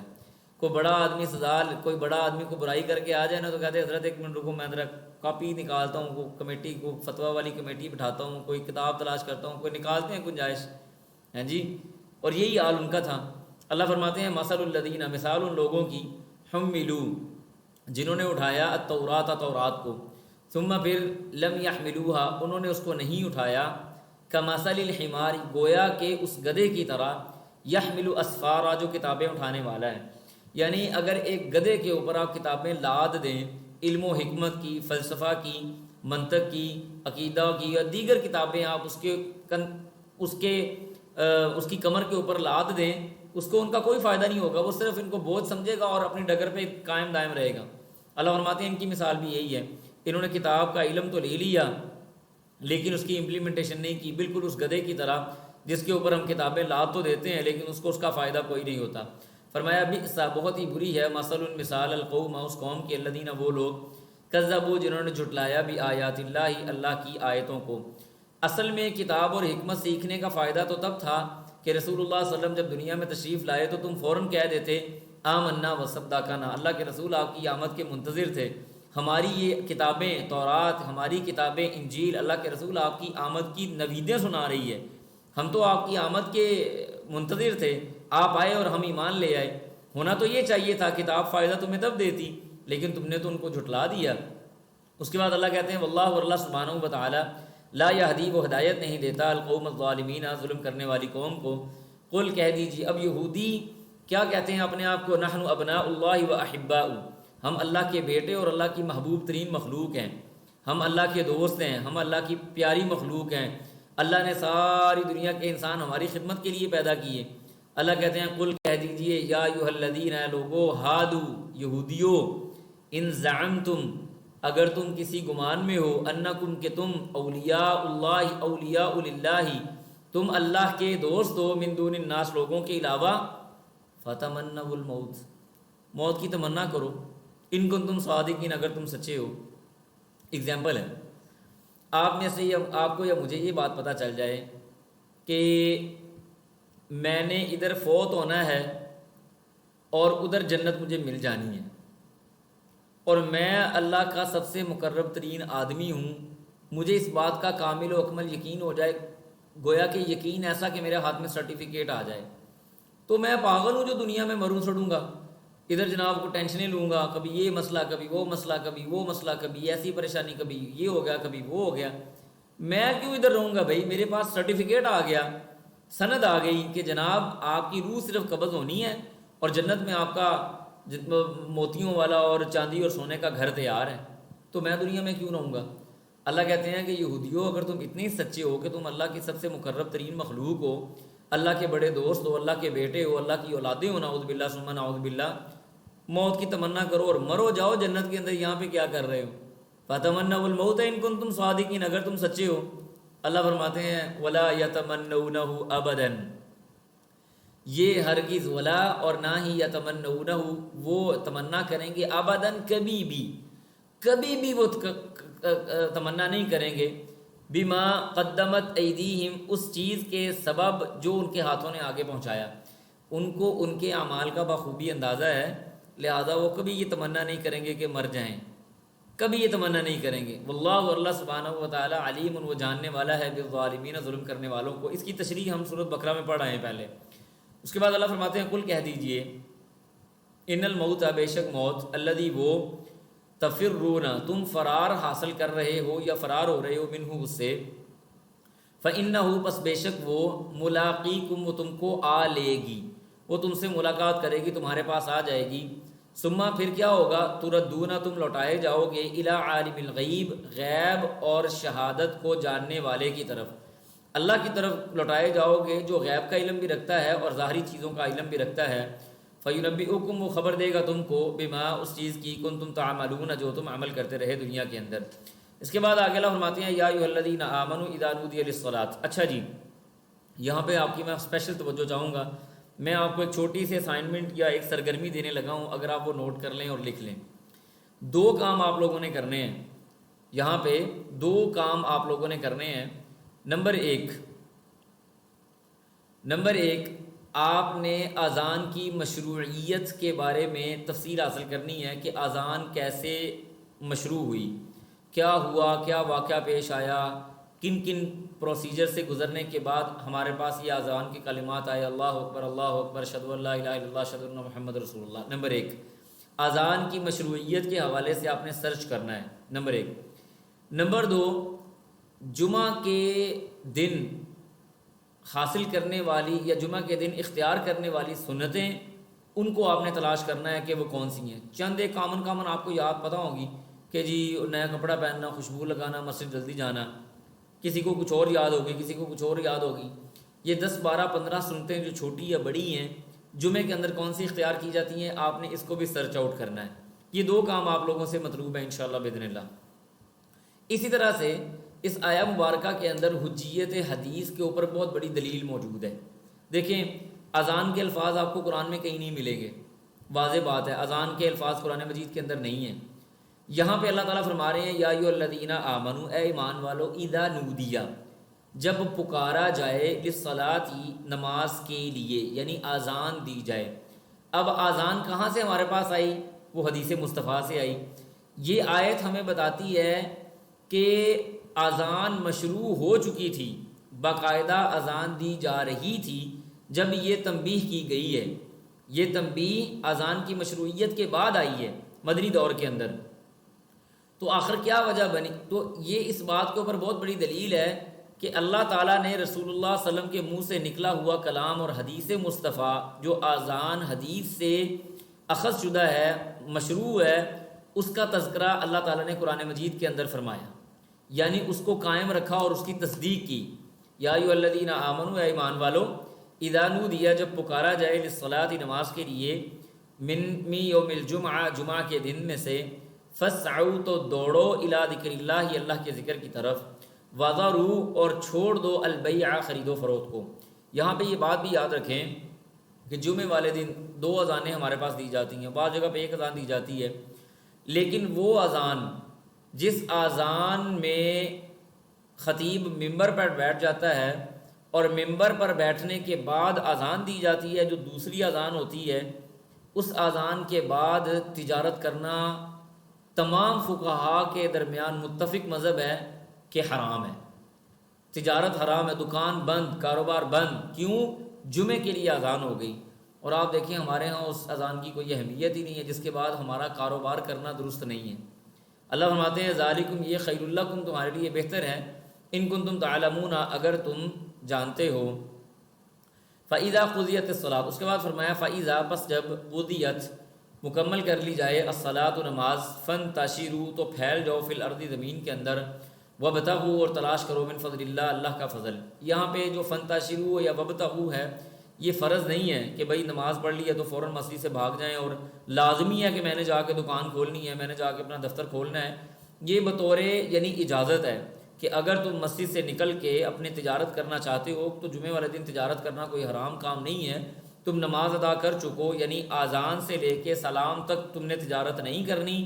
اذان کے بعد جب سلام ہو جاتا ہے، جماعت ہو جاتی ہے، جماعت کے بعد اگر تم جا کے تجارت کرنا چاہتے ہو تو کرو، کوئی مسئلہ نہیں ہے۔ ایون میں خود ایسے ہی کرتا ہوں، میں جمعہ پڑھاتا ہوں، جمعہ پڑھا کے اس کے بعد اپنے دفتر آ جاتا ہوں، تو یہ بالکل عام بات ہے۔ اللہ سبحانہ و تعالیٰ اسی کی طرف اشارہ فرما رہے ہیں۔ اس کے بعد فرمایا وَاذْكُرُوا اللَّهَ، اللہ کا ذکر کرو، کثیراً بہت زیادہ ذکر کرنا، لعلکم تاکہ تم تفلحون فلاح پا جاؤ۔ اب یہاں پہ ایک بڑی اچھی پوائنٹ کی بات سمجھنے کی ضرورت ہے کہ اگر آپ نماز مکمل کرنے کے بعد مسجد میں بیٹھ کے اللہ کا ذکر کر رہے ہیں تب بھی آپ اللہ سبحانہ و تعالیٰ کی رحمت کے اندر ہیں اور فلاح پانے والے ہیں۔ اور اگر آپ فَانْتَشِرُوا وَابْتَغُوا مِنْ فَضْلِ اللَّهِ والے ہو گئے، دکانوں پہ آ کے بیٹھ گئے، دفتر اور کاروبار کے اوپر اور تجارت کے اوپر آ کے بیٹھ گئے، تو اپنی تجارت کے اوپر بھی اللہ کا ذکر جاری رکھو۔ نتیجہ کیا نکلے گا؟ تفلحون، اللہ تمہاری دنیا بھی اچھی کر دے گا اور آخرت میں بھی تمہیں فلاح و بہبود دے دے گا۔ لعلکم تفلحون۔ وَإِذَا، اور جب رَأَوْا تم نے دیکھا، تجارتاً تجارت کو، او لہواً یا ایک فضول سی چیز کو یعنی بیکار بات کو، انفضوا تم سب نکل پڑے الیہا اس کی طرف، وترکوک اور تم نے چھوڑ دیا، قائما وترکوک اور وہ چھوڑ گئے آپ کو، قائما کھڑا۔ یہ مدنی دور کے آغاز کی بات ہے۔ مسلمانوں کے ہاں غلہ کی بڑی مسئلے مسائل تھے، پریشانی تھی، مال کی بڑی کمی تھی، اور مشرکین مکہ کی طرف سے پابندیاں بھی تھی تجارتی اعتبار سے، قافلے بڑے کم آتے تھے، مہنگائی بھی بہت زیادہ تھی اور غلہ بھی ناپید تھا۔ ایسی صورت میں رسول اللہ صلی اللہ علیہ وسلم خطبہ ارشاد فرما رہے تھے کہ کسی نے آواز لگائی یا ڈھول بجائے گئے یا جو بھی اس وقت ثقافت یا رواج تھا کہ قافلہ کوئی مدینہ کے اندر داخل ہو گیا ہے، تجارتی قافلہ، تو صحابہ کرام رضوان اللہ علیہم اجمعین اس بات کے خوف سے کہ کہیں یہ مال ختم نہ ہو جائے، غلہ ختم نہ ہو جائے، سارے لوگ اٹھے اور تجارت کی طرف چلے گئے۔ اللہ سبحانہ و تعالیٰ نے یہ آیات نازل فرمائی اور میٹھے انداز سے تنبیہ کی، یا آپ اس کو یوں کہہ سکتے ہیں ایک میٹھی سی ڈانٹ لائی کہ تمہیں کیا ہو گیا ہے کہ تم یہ تجارت اور ان فضول چیزوں کو اور مال کو اور دنیاوی چیز کو دیکھ کے اللہ کے رسول کو کھڑا ہی چھوڑ گئے۔ اور آگے اللہ سبحانہ و تعالیٰ نے حقیقت بیان فرمائی، فرمایا کل کہہ دیجئے ما عند اللہ، جو اللہ کے پاس ہے، خیر وہ بہتر ہے، من اللہ بھی ان فضول چیزوں سے، ومن التجارہ اور ایسی تجارت سے، واللہ اور اللہ سبحانہ و تعالیٰ خیر وہ بہتر ہے، الرازقین رزق دینے کے اعتبار سے، رزق دینے والا جو ہے وہ اللہ سبحانہ و تعالیٰ ہے، اور اللہ سبحانہ و تعالیٰ بہترین رزق دینے والا ہے۔ ثابت کیا ہوا کہ رزق کی چابیاں اللہ سبحانہ و تعالیٰ کے پاس ہیں۔ اللہ یبسط الرزق لمن یشاء ویقدر۔ شاید میں نے آپ کو پہلے بھی ایک بار ایسی مثال ایک بیان کی تھی کہ ہم دیکھتے ہیں اپنی زندگی کے اندر کہ بعض ایسے لوگ ہیں جو بڑی تھوڑی محنت کرتے ہیں اور ان کو بہت زیادہ فائدہ حاصل ہو جاتا ہے۔ اللہ یبسط الرزق لمن یشاء۔ اور بعض لوگوں کو ہم دیکھتے ہیں وہ بیچارے ساری زندگی محنت کرتے کرتے گزار دیتے ہیں، ان کو ترقی نہیں ملتی۔ وَيَبْسُطُ الرِّزْقَ لِمَن يَشَاءُ، اللہ یبسط الرزق لمن یشاء وَيَقْدِرُ، جس کا چاہے تنگ کر دے۔ ذَلِكَ فضل اللہ یؤتیہ من یشاء، یہ اللہ کا فضل ہے جس پہ چاہے کر دے۔ تو حقیقت میں جو فضل کی چابیاں، خزانوں کی چابیاں، مال کی چابیاں، یا جتنی بھی خیر و برکات کی چابیاں وہ اللہ سبحانہ و تعالیٰ کے پاس ہیں۔ بس کرنا یہ ہے کہ اس ذات کو راضی کرنا ہے، اس ذات کو راضی کرنا ہے جس ذات کے پاس ان خزانوں کی چابیاں موجود ہیں، اور وہ اللہ سبحانہ و تعالیٰ ہے۔ اس کے بعد آگے سورہ منافقون ہے، 11 آیت پر مشتمل یہ مدنی صورت ہے۔ صورت کا نام اسی صورت کی آیت نمبر 1 سے رکھا گیا۔ اس کے اندر منافقین کے حوالے سے بات بیان کی اور منافقین کی 12 صفات کا ذکر کیا گیا ہے. اللہ سبحانہ و تعالیٰ کے راستے کے اندر خرچ کرنے کی تلقین کی گئی. بسم اللہ الرحمن الرحیم. اللہ فرماتے ہیں اذا جب جاءکا آ جاتے ہیں, جب آتے ہیں المنافقون آپ کے پاس منافق, یعنی منافق آپ کے پاس آتے ہیں, قالوا اور وہ کہتے ہیں نشہد ہم گواہی دیتے ہیں, انکا بے شک آپ لرسول اللہ ضرور بضرور اللہ کے رسول ہیں, واللہ اور اللہ تعالیٰ یعلم وہ جانتا ہے, انکا لرسولہ کہ آپ بے شک اس کے رسول ہیں, واللہ یشہد اور اللہ گواہی دیتا ہے, ان المنافقین بے شک منافقین لکاذبون البتہ جھوٹ بولنے والے ہیں. اتخذوا وہ پکڑتے ہیں یا بناتے ہیں ایمانہم اپنی قسموں کو, جنتن ڈھال, فصدوا کہ وہ روک دیں عن سبیل اللہ اللہ کے راستے سے. یہ لوگ اپنی قسموں کو یعنی آ کے قسم اٹھانا, اللہ کی قسم آپ اللہ کے رسول ہیں, ہم ایمان لائے کہ آپ اللہ کے رسول ہیں, ہم نے ایسے کیا کہ آپ اللہ کے رسول ہیں, زبان سے لا الہ الا اللہ کا اقرار کیا, یعنی جیسے ہم کہیں نا کہ زبان سے کہہ بھی دیا لا الہ کیا حاصل, دل و زبان مسلم نہیں تو کچھ بھی نہیں, زبان سے آ کے اللہ کے رسول کو کہہ رہے ہیں آپ اللہ کے رسول ہیں. اللہ کہتے ہیں چلو اٹھو کے ہو, مجھے پتہ ہے یہ اللہ کا رسول ہے, تمہاری گواہی دینے کی ضرورت نہیں ہے, اور مجھے یہ بھی پتہ ہے کہ تم جھوٹ بولتے ہو. یعنی اللہ سبحانہ و تعالیٰ نے نا ڈائریکٹ, جس کو ہم کہتے ہیں نا کہ ایک فوراً ایک الزامی جواب اللہ نے دیا, اللہ نے ویسا جواب دیا. اللہ کو پتہ ہے وہ اللہ کا رسول ہے, تمہیں باتیں کرنے کی ضرورت نہیں, چلو جاؤ یہاں سے. پھر آگے اللہ فرماتے ہیں ذالک یہ بانہم اس وجہ سے ہے, آمنو کہ وہ ایمان لائے, ثم پھر کفروا انہوں نے کفر کیا, فتوبع تو مہر لگا دی گئی, علی قلوبہم ان کے دلوں پر, فہم پس وہ لا یفقہون سمجھتے نہیں ہیں. دیکھیں یہاں پہ ہمیں ایمان کی تعریف بھی سمجھنے کی ضرورت ہے. ایمان زبان سے لا الہ الا اللہ کا نام نہیں ہے, ایمان 4 چیزوں کا نام ہے, اس کو آپ نوٹ کر لیں. ایمان کی تعریف یہ ہے, الایمان کیا ہے, اقرار باللسان زبان سے اقرار کرنا, و تصدیق بالقلب دل سے اس کی تصدیق کرنا, و عمل بالجوارح اور جسمانی اعضاء کے ساتھ دین کے احکامات پر عمل پیرا ہونا. یہ 3 چیزیں ہیں جو ایمان کی تعریف کو مکمل کرتی ہیں. اگر کوئی آدمی زبان سے لا الہ الا اللہ کہہ رہا ہے لیکن اس کا دل بھی مسلمان نہیں ہے اور وہ عمل بھی نہیں کرتا تو یہ مسلمان نہیں ہے. اگر کوئی آدمی دل سے تصدیق کرتا ہے لیکن زبان سے کبھی اس نے اقرار نہیں کیا اور عمل بھی نہیں کیا, وہ بھی مسلمان نہیں ہے. اور اگر کسی آدمی نے عمل کیا یعنی وہ نیکوں والے عمل کر رہا ہے لیکن اس نے لا الہ الا اللہ کا نہ اقرار کیا زبان سے, نہ تصدیق کی دل سے, عمل وہ بڑے اچھے کر رہا ہے, تو وہ بھی مسلمان نہیں ہے. کیوں؟ اس کی دلیل دیکھیں. اگر ہم یہ کہہ دیں, بعض ہمارے ہاں فرقے ایسے پائے جاتے ہیں, یعنی ہمارے ہاں بعض ایسے مذاہب ہیں جو کہتے ہیں کہ جس بندے نے لا الہ الا اللہ کا اقرار کر لیا اب وہ مسلمان ہے, وہ چاہے عمل کرے چاہے نہ کریں. جیسے ہمارے ہاں سیکولرزم کے اندر بھی بعض ایسے لوگ پائے جاتے ہیں کہ لا الہ الا اللہ جس نے کہہ دیا بس وہ مسلمان ہے. ہم کہیں گے زبان سے لا الہ الا اللہ کہنے سے اگر مسلمان ہو جاتے تو پھر منافقین سارے مسلمان ہی ہوئے نا, ہیں جی, ان کو پھر ہم کیوں منافق کہہ رہے ہیں, وہ تو سارے مسلمان ہو گئے. لا الہ الا اللہ تو اللہ کے رسول کے پاس آ کے کہہ رہے ہیں انک لرسول اللہ, انک لرسول اللہ, لیکن دل ان کا مسلمان نہیں ہے. لہذا زبان سے اقرار کیے جانے والے لا الہ الا اللہ کی کوئی اہمیت نہیں جب تک تصدیق نہ ہو, جب تک عمل بالجوارح نہ ہو. ٹھیک ہے جی. تو اس لیے یہ ایمان کی تعریف ہے. اس کے بعد اللہ فرماتے ہیں وَإِذَا رَأَيْتَهُمْ اور جب آپ دیکھتے ہیں ان کو, تو عجیبُکَ تو آپ کو پسند آتے ہیں, اجسامہم ان کے جسم, یعنی آپ کو ان کے جسم خوبصورت لگتے ہیں. عبداللہ ابن ابی جو رئیس المنافقین تھا, سمجھیں کہ اس کی طرح کی بات ہو رہی ہے کہ وہ بڑا اونچا لمبا اور لمبا دھڑنگا اور بڑے جسم والا جو تھا وہ منافق تھا, بڑا خوبصورت تھا. نبی علیہ الصلوۃ والسلام کے کو یعنی کہ وہ اگر اس کی طرف دیکھا جائے تو وہ بھاتا تھا انسان کی آنکھوں کو. اور غزوہ بدر کے اندر رسول اللہ صلی اللہ علیہ وسلم نے عبداللہ ابن عباس رضی اللہ تعالیٰ عنہ کے لیے کرتا اس سے لیا تھا. عباس کا قد بڑا تھا اور اپنے چچا عباس کے لیے کرتا اس سے لیا تھا. اللہ فرماتے ہیں کہ جب آپ ان کے جسموں کو دیکھتے ہیں تو آپ کو ان کے جسم پسند آتے ہیں, خوبصورت لگتے ہیں, بھلے لگتے ہیں. وَإِن يَقُولُوا اور اگر وہ بات کریں, تسمع تو آپ سنیں گے, لِقَوْلِهِمْ ان کی باتیں, یعنی جب باتیں کریں گے تو ایسی کمال کی باتیں کریں گے کہ انسان سنتا ہی رہ جائے. اتنی باتیں چکنی چپٹی خوبصورت اور جناب گھی میں اور مکھن میں لپٹی ہوئی کہ اللہ کے رسول تسی باہر نکلو اسی تواڈے نال یہ وہ کر دیں گے, ایسے کریں گے, وہ کریں گے. ایسی میٹھی باتیں کہ آپ ان کی باتیں سنیں گے تو سنتے رہ جائیں گے.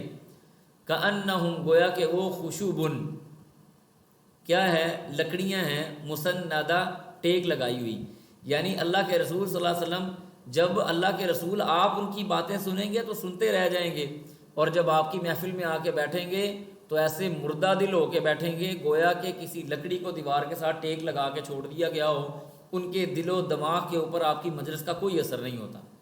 پھر یحسبون، وہ گمان کرتے ہیں، کل صیحۃ، ہر ایک آواز کے بارے میں یا ہر سخت آواز کے بارے میں، علیہم، کہ وہ ان کے خلاف ہے، کوئی بھی ذرا اونچی آواز آ جاتی ہے تو فوراً ڈر جاتے ہیں۔ بزدل قوم، بزدل لوگ، اور دو طرفہ لوگ ہیں، اور ہر ٹائم دل کے اندر کھٹکا لگا ہوا ہے کہ کہیں میرا راز فاش نہ ہو جائے، کہیں میرے بارے میں پتہ نہ چل جائے، کہیں میں لوگوں کے سامنے نہ آ جاؤں کہ میں منافق ہوں، میرا اصلی چہرہ لوگوں کو نظر نہ آ جائے، ہر وقت اس خوف کے اندر مبتلا ہیں۔ اللہ فرماتے ہیں ہم العدو، اے نبی جان لیں وہ دشمن ہیں، فاحذرہم، بس آپ ان سے خبردار ہو جائیں، ان سے اجتناب کریں، ان سے دور ہو جائیں، ان سے ڈرو۔ قاتلہم اللہ، اللہ سبحانہ و تعالیٰ ان کو غارت کر دے گا یا غارت کیا، انا یؤفکون، کہاں وہ پھرے جاتے ہیں، یعنی ان کا بدلہ اللہ سبحانہ و تعالیٰ ان سے بدلہ لے گا۔ اس کے بعد فرمایا وَإِذَا قِيلَ، اور جب کہا جاتا ہے لہم، ان کے لیے، تعالوا، آؤ، یستغفر لکم، تمہارے لیے مغفرت طلب کرے رسول اللہ، اللہ کا رسول، لووا، تو وہ پلٹ لیتے ہیں، موڑ لیتے ہیں، رؤوسہم، اپنے سروں کو، ورأیتہم، اور آپ دیکھتے ہیں ان کو، یصدون، وہ روکتے ہیں، وہم، اور وہ ہیں مستکبرون، تکبر کرنے والے۔ دیکھیں آپ یہ جانتے ہیں کہ رسول اللہ صلی اللہ علیہ وسلم جب مدینہ منورہ تشریف لائے تو عبداللہ بن ابی رئیس المنافقین کی تاج پوشی ہونے والی تھی۔ اب اللہ کے رسول آئے اور اس کی تاج پوشی رک گئی، یہ سارے معاملات ہو گئے۔ عبداللہ ابن ابی کے بارے میں یہ کہا گیا، یعنی اس کو آواز یہ لگائی گئی کہ آؤ اللہ کا رسول تمہارے لیے مغفرت طلب کرتا ہے اللہ سے، تو اس نے پتہ کیا جواب دیا؟ تکبر والا جواب، کہنے لگا کہ تم لوگوں نے کہا کہ میں اللہ پر ایمان لاؤں، میں اللہ پر ایمان لے آیا، تم لوگوں نے کہا نماز پڑھو، میں نے نماز پڑھ لی، تم لوگوں نے کہا اپنے مال میں سے زکوٰۃ ادا کرو، میں نے زکوٰۃ ادا کر دی، اب کیا تم یہ چاہتے ہو کہ میں محمد مصطفیٰ صلی اللہ علیہ وسلم کو سجدہ کر دوں؟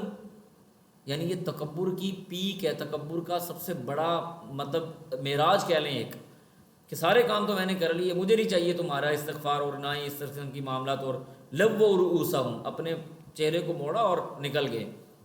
اس کے بعد اللہ فرماتے ہیں سواء، برابر ہیں، علیہم، ان پر، استغفرتا، آپ استغفار کریں، لہم، ان کے لیے، ام، یا لم تستغفر لہم، آپ ان کے لیے استغفار نہ کریں، لن یغفر اللہ، نتیجہ ایک ہی ہے، اللہ ان کو معاف نہیں کرے گا، لن یغفر اللہ، اللہ نہیں معاف کرے گا، لہم، ان کو، اللہ ان کو ہرگز ہرگز معاف نہیں کرے گا، مستقبل کی نفی ہو گئی۔ ان اللہ، بے شک اللہ تعالیٰ، لا یہدی، وہ ہدایت نہیں دیتا، القوم الفاسقین، فسق و فجور کرنے والی قوم کو، ہم الذین، یہ وہ لوگ ہیں، یقولون، وہ کہتے ہیں، لا تنفقوا، نہ خرچ کرو، علی، اس پر، من عند رسول اللہ، جو رسول اللہ صلی اللہ علیہ وسلم کے پاس بیٹھا ہوا ہے، حتیٰ، یہاں تک کہ ینفضوا، وہ خود بخود ہی بھاگ جائے، ٹھیک ہے جی، وہ نکل جائے، ادھر ادھر ہو جائے، تم خرچ مت کرو۔ اصل میں منافقین کا کہنا یہ تھا، اور خاص طور پہ غزوہ بنو مصطلق اور بعض لوگوں نے غزوہ تبوک کے اوپر لکھا ہے کہ انہوں نے یہ بات آپس میں طے کی تھی کہ ہم اللہ کے رسول کے صحابہ پر خرچ نہیں کریں گے، جب خرچ نہیں کریں گے غربت آئے گی تو بھاگ جائیں گے، اللہ کے رسول کا ساتھ چھوڑ دیں گے، ٹھیک ہے جی۔ اللہ کہتے ہیں وَلِلَّهِ، اللہ کے لیے ہے، خزائن السماوات، آسمانوں کے خزانے، والارض، اور زمینوں کے، ولیکن المنافقین، اور لیکن منافقین، لا یفقہون، وہ سمجھتے نہیں ہیں۔ آغاز کے اندر، مدینہ منورہ کے آغاز کے اندر انہوں نے یہ سمجھا تھا کہ یہ بھی 4 دن کے لیے آئے ہیں، خود بخود ادھر ادھر ہو جائیں گے، ختم ہو جائیں گے، اپنی موت مر جائیں گے، اور پھر ہماری اجارہ داری آ جائے گی، کیونکہ قبیلہ اوس اور خزرج پہلی بار اکٹھے ہو کے کسی کو اپنا سردار منتخب کر رہے تھے، اور وہی عبداللہ بن ابی تھا۔ تو جب اللہ سبحانہ و تعالیٰ نے بدر بھی دیا، اللہ نے احد بھی دیا، اللہ نے خندق بھی دیا، اللہ نے خیبر بھی دیا، اللہ نے مکہ بھی فتح کر دیا، اللہ نے حنین بھی دیا، اللہ نے تبوک بھی دیا، اور اللہ نے کیسر و کسریٰ کے خزانے بھی مسلمانوں کے پاؤں کے نیچے لا کے رکھ دیے، لیکن منافق اس بات کو نہیں سمجھتا، کیونکہ وہ دور کے نتائج کو نہیں جانتا، قریب کے نتائج کو دیکھتا ہے۔ اس کے بعد اللہ فرماتے ہیں یقولون، انہوں نے کہا، لئن رجعنا، اگر ہم واپس لوٹے، الی المدینہ، مدینہ کی طرف، لیخرجن، تو البتہ ضرور بضرور نکال دے گا، الاعز، عزت والا، منہا، اس مدینہ سے، الاذل، ذلت والے کو۔ غزوہ بنو مصطلق، یا بعض لوگوں نے لکھا ہے کہ غزوہ تبوک کے موقع کے اوپر ایک مہاجر اور ایک انصاری کے درمیان میں کسی بات پہ لڑائی ہو گئی، تو مہاجر نے آواز دی ہے مہاجروں کی جماعت آ جاؤ، اور انصاری نے آواز دی ہے انصاروں کی جماعت آ جاؤ، اللہ کے رسول صلی اللہ علیہ وسلم تک یہ بات پہنچی، آپ نے کہا تم نے یہ کیا دور جاہلیت کی سزائیں لگانا شروع کی ہوئی ہیں، تم تو آپس میں مسلمان اور بھائی بھائی ہو ایک طرح کے، مطلب یہ تھا۔ تو یہاں پہ عبداللہ بن ابی نے انصاریوں کو یہ بات کہی کہ تمہاری وجہ سے یہ سب کچھ ہو رہا ہے، تم نے اپنے گھر دیے، اپنی بیویاں دی، اپنی جائیداد دی، اپنے باغات دی، اپنی جگہیں دی، اور آج یہ تمہارے خلاف ہی کھڑے ہو گئے۔ اور پھر اس نے عبداللہ بن ابی نے یہ بات کہی کہ مدینہ جب واپس لوٹیں گے تو عزت والے لوگ یعنی ہم لوگ، ذلت والے لوگ یعنی مہاجرین کو مدینہ سے نکال دیں گے۔ اور اللہ تعالیٰ نے الٹا کر کے دکھایا، کیسے؟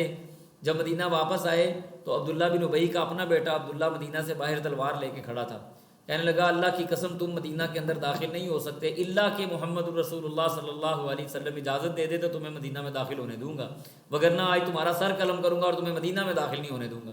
نبی علیہ الصلوۃ والسلام نے محبت کی خاطر عبداللہ کو اجازت دی کہ اپنے باپ کو اندر آنے دو، لہٰذا عبداللہ بن ابی مدینہ کے اندر داخل ہوا۔ اللہ نے اس کی بات اس کی طرف لوٹا دی، اور پھر آگے اللہ فرماتے ہیں وللہ، اور اللہ ہی کے لیے ہے العزت، عزت، ولی رسولی، اور اس کے رسول کے لیے ہے، وللمؤمنین، اور مومنوں کے لیے ہے، ولکن المنافقین، البتہ منافق لا یعلمون، وہ نہیں اس بات کو جانتے۔ اس کے بعد اللہ فرماتے ہیں یا ایھا الذین، لوگو آمنو جو ایمان لائے، لا تلہکم، نہ تم کو غافل کر دے، اموالکم تمہارا مال، ولا اولادکم، اور نہ تمہاری اولاد، عن ذکر اللہ، اللہ کی عبادت سے، اللہ کے ذکر سے۔ اولاد بھی انسان کو اللہ کی یاد سے غافل کر دیتی ہے، اور مال کی کثرت بھی انسان کو اللہ کی یاد سے غافل کر دیتی ہے۔ اللہ فرماتے ہیں ومن یفعل، اور جس نے کیا ذالک یہ، فاولئک، تو وہ ہے، هم الخاسرون، خسارہ پانے والے لوگوں میں سے۔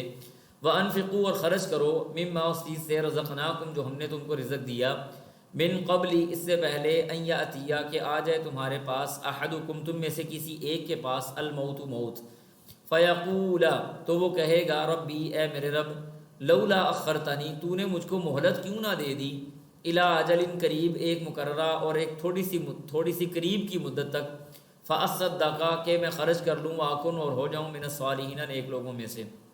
یاد رکھیں، میں آپ کو بتاؤں، پیچھے منافقین کی بات ہو رہی ہے اور آگے خرچ کرنے کی بات ہو رہی ہے۔ نفاق اور سخاوت، یہ دو اپوزٹ جینڈر سمجھ لیں۔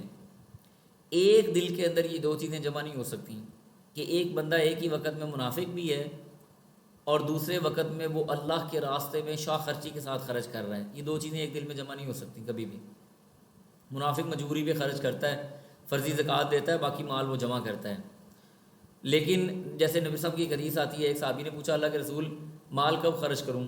آپ نے فرمایا خوشحالی میں مال خرچ کرو، اور جب تمہیں تنگ دستی کا کوئی خوف نہ ہو، اس طرح سے، یعنی آپ علیہ السلام نے کچھ باتیں، پوری حدیث میرے ذہن سے اسکپ ہو گئی ہے کسی وجہ سے، کیونکہ میرے ذہن میں 2-3 حدیث اکٹھی لخبط ہو گئی۔ تو نبی صاحب نے اس سے ملتے جلتے یہ مفہوم حدیث ہے کہ آپ علیہ السلام نے اس کو تنبیہ کی کہ موت آنے سے پہلے پہلے اللہ کے راستے میں صدقہ کر دو۔ کیوں کہ جب موت کے قریب بندہ جو مال صدقہ کر رہا ہوتا ہے، ایک تو وہ اس کا مال ہی نہیں رہ گیا، وہ تو وارثوں کا مال ہو گیا، دوسرا اس کا فائدہ اس کو کوئی نہیں۔ اس کے بعد اللہ فرماتے ہیں وَلَن يُؤَخِّرَ اللہ ہرگز مؤخر نہیں کرتا، نفساً کسی جان کو، اذا جاء اجلها، جب اس کا وقت مقررہ آ جائے، واللہ، اور اللہ سبحانہ و تعالی، خبیر، وہ خبر رکھنے والا ہے، بما تعملون، جو تم عمل کرتے ہو، اللہ ان کی خوب بخوب خبر رکھنے والا ہے۔ اس کے بعد سورۃ تغابن ہے۔ سورۃ تغابن بھی قیامت کے ناموں میں سے ایک نام ہے، جیسے میں نے آپ کو بتایا تھا، الحاقہ، القیامہ، الدین، الغاشیہ، القاریہ، یہ سارے کے سارے، الحاقہ، یہ سارے کے سارے قیامت کے نام ہیں۔ اسی طرح سے یہ بھی قیامت کا ایک نام ہے، یہ بھی مسبحات میں سے ہے۔ اس کی پہلی 7-8 آیتیں ہم نے پڑھنی ہیں۔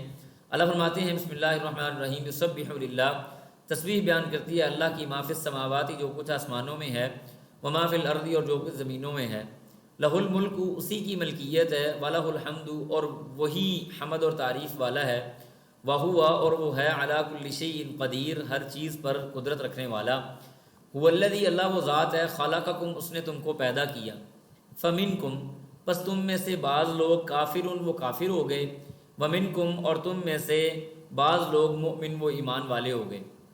اور یہی ہمارا امتحان ہے۔ جنت جہنم کا کانسیپٹ ہی ختم ہو جائے اگر ہم یہ کہہ دیں کہ سارے بندے مومن ہو جاتے۔ اللہ نے اس امتحان کے لیے تو دنیا میں بھیجا کہ انا ہدیناہ السبیل اما شاکرا و اما کفورا قد تبین الرشد من الغی فمن یکفر بالطاغوت ویؤمن باللہ فقد استمسک بالعروۃ الوثقی۔ اللہ نے right way and wrong way دونوں انسان کے لیے واضح طور پہ ڈال دیے. اب اس کی آزمائش ہے اس نے رائٹ لینا ہے یا رانگ لینا ہے. واللہ اور اللہ تعالیٰ بما تعملون جو تم عمل کرتے ہو بصیر ان کو دیکھنے والا ہے. پھر اللہ فرماتے ہیں خلق السماوات والارض. یہاں پہ میں آپ سے ایک بات پوچھنا چاہوں گا. دیکھیں اللہ نے فرمایا خلق السماوات اس نے آسمان کو پیدا کیا والارض اور زمین کو پیدا کیا بالحق کی حق کے ساتھ. وصورکم اور اس نے تمہاری تصویر کشی کی. فاحسن صورکم خوبصورت اور نہایت نفیس اور بہترین قسم کی تمہاری صورت بنائی. ٹھیک ہے جی. پھر فرمایا وَإِلَيْهِ اور اسی کی طرف المصیر تمہارا لوٹنا ہے. وَإِلَيْهِ المصیر اور اسی کی طرف ٹھکانا ہے. یعنی انسان کا لوٹنا پلٹ جانا اللہ ہی کی طرف ہے. دیکھیں پہلے اللہ نے انسان کی تخلیق کی بات کی, پھر اللہ نے زمین و آسمان کی تخلیق کی بات کی. پھر انسان کی تخلیق کو پایا تکمیل کب پہنچتا ہے؟ جب اس کی صورت بن جاتی ہے, خوبصورت صورت آ جاتی ہے. گویا کہ صورت اس کا چہرہ بن گیا, اس کی خوبصورتی ہو گئی, اس کی پوری ایک ڈمی, اس کا پورا کا پورا ایک انسان اور وجود آ گیا. اب اس وجود نے ماں کے پیٹ سے باہر آنا ہے. آپ اللہ کی محبت بندے کے ساتھ چیک کریں کہ اس بندے کے دنیا میں آنے سے پہلے زمین اور آسمان اس کی خدمت کے لیے لگا دیے. صحرا, دریا, سمندر, بادل, چرند, پرند, کوئی ایسی چیز نہیں ہے جو انسان کی خدمت کے لیے نہ ہو. اور یہ کہاں پہ ہوتی ہے؟ زمین اور آسمان. ٹھیک ہے جی. آسمان اور زمین دو ہی جگہیں. آسمان سے بارشیں نازل کرنے کا نظام دے دیا, بہترین قسم کی چھت مہیا کر دی. زمین اس کے لیے بالکل نرم کر دی کہ ہلکی سی وہ کئی اور کدال مارتا ہے اور پھٹ جاتی ہے زمین, اور اس کو پھاڑ کے اندر سے پانی تک نکال لیتا ہے. اللہ نے اس کو باہر نکالنے سے پہلے اس کی مکمل نشو و نما اور آبیاری کا انتظام کروا دیا. یہ اللہ کی محبت ہے اپنے بندوں کے ساتھ. ایسے نہیں کیا کہ باہر نکلو اور جاؤ خود تلاش کرو جو تم نے کرنا ہے. نہیں, تمہارے لیے سب کچھ ہے. تم باہر بعد میں آتے ہو, ماں کی چھاتیوں کے اندر دودھ کا انتظام پہلے کر دیا جاتا ہے کہ تمہیں بھوکا نہ رکھا جائے. تمہیں دودھ پلانے کے لیے پوری کی پوری ایک خادمہ مہیا کر دی گئی ماں کی صورت کے اندر. یہ اللہ سبحانہ و تعالیٰ کی کرم نوازی. اس کے بعد اللہ فرماتے ہیں یعلم وہ جانتا ہے ما فی السماوات جو کچھ آسمانوں میں ہے والارض اور زمینوں میں. وَيَعْلَمُ اور وہ جانتا ہے ما تُسِرُّونَ جو تم چھپاتے ہو, وما تُعْلِنُونَ اور جو تم اعلانیہ کرتے ہو یا ظاہر کرتے ہو. اب یہاں پہ بڑی زبردست حکمت ہے. یعنی اللہ نے پہلے زمین و آسمان کا ذکر کیا. تمہارے ثابت کیا ہوا؟ یعنی زمین اور آسمان کے اندر اتنے راز ہیں جو ہماری عقل کو یا فکر کو یا ہمارے علم کو پہنچ ہی نہیں سکتے. وہ ذات جو زمین و آسمان کے اندر موجود رازوں کو جانتی ہے, تو حضرت انسان صاحب آپ کو کیا لگتا ہے وہ آپ کے چھوٹے چھوٹے جو راز ہیں ان کو نہیں جانتی ہوگی؟ یہ حکمت ہے اللہ کی. یعنی دیکھیں کس طرح سے سوچنے کی طرف اللہ تعالیٰ نے انسان کو کی توجہ دلائی ہے. زمین اور آسمان کے درمیان اور زمین اور آسمان کے اندر اتنے راز ہیں کہ تمہیں نہیں پتہ. اللہ ان کو جانتا ہے تو تمہارے راز کیسے نہیں جانتا ہوگا. واللہ اور اللہ سبحانہ و تعالیٰ علیم وہ جاننے والا ہے بذات الصدور سینوں کے بھیدوں کو. الم یاتکم کیا نہیں آئی تمہارے پاس نبأ ان خبریں الذین ان لوگوں کی کفروا جنہوں نے کفر کیا من قبل اس سے پہلے. فذاقوا پس انہوں نے چکھا وبال امرہم اپنے معاملے کا وبال یا عذاب. ولہم اور ان کے لیے ہے عذاب علیم دردناک عذاب. ذالک یہ بانہ اس وجہ سے ہے کانت کہ تھے وہ تأتیہم آئے ان کے پاس رسولہم ان کے رسول.